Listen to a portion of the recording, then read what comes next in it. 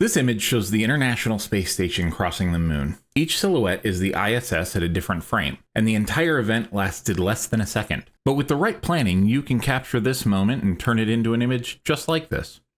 Today I'll show you how to find lunar transits, capture it, and stack the frames yourself. So the ISS orbits Earth at about 17,500 miles an hour. Because it's moving so fast, when it passes in front of the moon or the sun, the entire transit lasts around half a second to a second. If you're even a few miles off on the alignment of the path, you won't see the transit. So the real challenge is knowing exactly where and when to be ready. The easiest way to predict these events is a website like this, TransitFinder.com. The site calculates when the ISS, Tiangong, the Chinese space station, and the Hubble will pass in front of or transit the sun or the moon, showing where the event will be visible.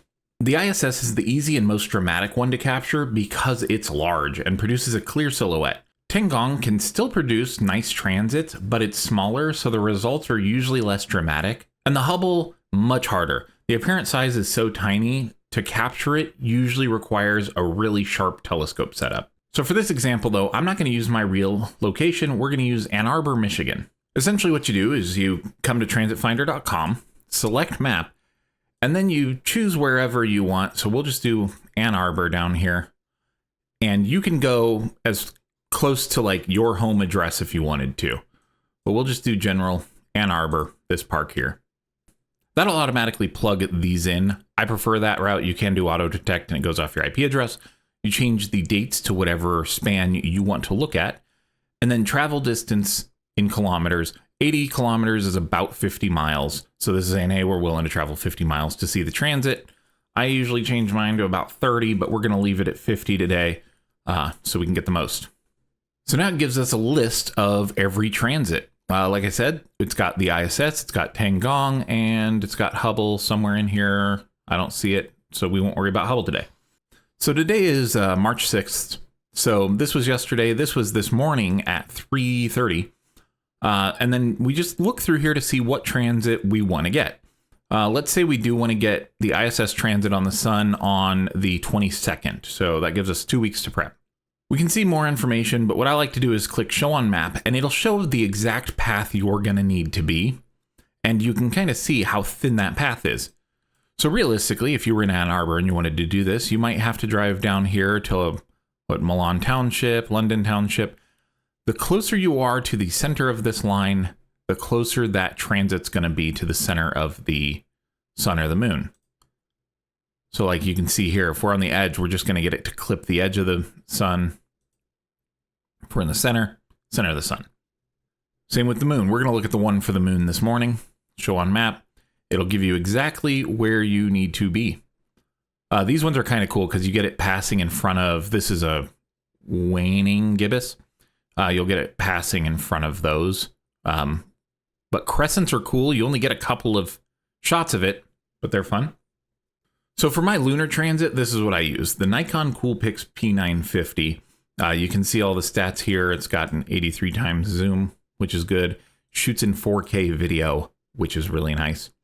This camera works decently because the zoom, it makes it so the moon fills most of the frame. You can get a transit with a smartphone, especially ones with strong zoom. The results won't be near as detailed, but it's still possible to capture the transit. The key is having enough magnification so that the moon itself fills most of the frame, making it so that the ISS or Tiangong is multiple pixels wide. Now what I did for mine was I recorded it in video at 30 frames per second, and that gave me about 18 frames of it crossing the moon. If you could record it 60 frames per second, that'd be even better. You might have the results where the ISS is a little close to itself each frame, but it'd still be really cool. So this is the video I got. I got lucky and I only recorded for like 40 seconds and I got it. I got there just in time, but you'll see it come in over here and it darts by. There it goes. So that is how fast the ISS transits the moon. And what I'm going to do is bring it into Premiere Pro and cut it down to be just enough to only get the transit. We'll go until we are essentially one frame back from where the transit starts, right there, and then one frame past where it leaves our view. We'll go 2 frames, just because it was right on the edge there. And essentially, we're just going to cut it down to that size. That's really because we don't want a bunch of extra frames we have to dig through. And then we're going to export this. So I like to use Photoshop. This is 1920 by 1080. We're going to go File, Import, Video Frames to Layers. And then we're going to grab our ISS transit video. We're going to go from beginning to end. Because this thing's so short, I know it's 18 frames. We're not going to worry about every 2 frames. I guess I was wrong. I don't know how to count. It's 15 frames, not 18. Probably thought 13. And then we'll just go through. As we turn these on, we can see we have the ISS transiting there. And in my opinion, the easiest way is to start with the first one. Leave that as your base. If it's the best moon picture, you might have one where like your camera decided to focus slightly different and you could find a better picture, but I'm just going to start with the first one. And then we'll turn the second frame on. Make sure we're clicked on the second frame. I'm literally just going to grab the square because these are far enough apart, it'll work. Highlight it, Control C, Control V, and then turn that other frame off. Turn on frame 3. Make sure you clicked on frame 3. Just do this, Control C, Control V, turn that frame off. And literally it's just going through and doing this.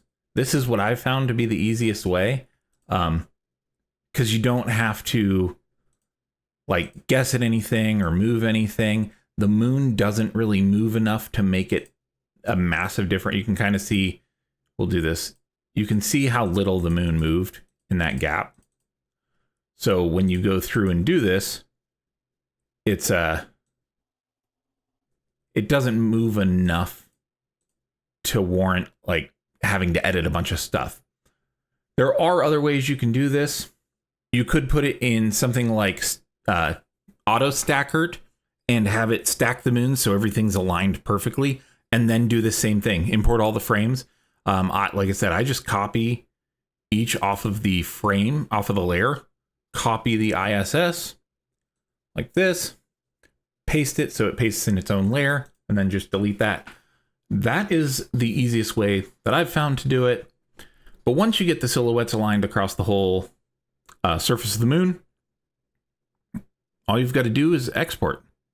While I was doing this, these two are a good example of where that little bit of movement in the moon does start to misalign. But like I said, it's not a huge difference. What you could do, the easiest way realistically would be start with the center picture as your base and then go out each way. And then you'll have much less of this because you kind of saw we made it all the way to here before we got that off alignment. Then just file, export PNG, whatever you want. So events like this happen somewhere on Earth every single day. But because the alignment path is so narrow, most people never notice it.